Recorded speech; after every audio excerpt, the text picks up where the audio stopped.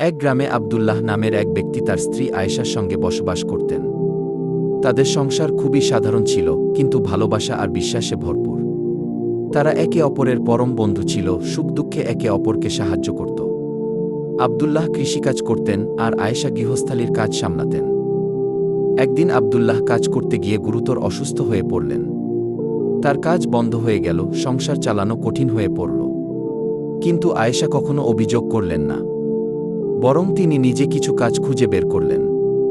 তিনি বাড়িতে সেলাই কাজ শুরু করলেন। আব্দুল্লাহ তার অসুস্থতায় ভেঙে পড়লেও আয়েশা তাকে সাহস দিতেন।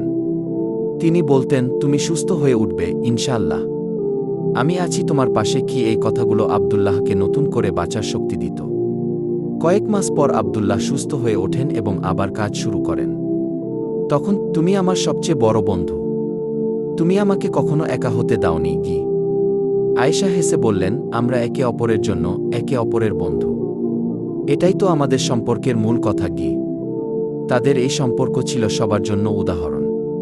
সুখ দুঃখ বিপদাপদে কিভাবে একে অপরের বন্ধু হওয়া যায় তা তাদের জীবন থেকে শেখা যায়।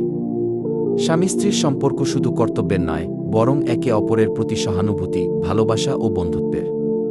বিপদে পাশে থাকা ও সাহস যোগানোই প্রকৃত বন্ধুত্বের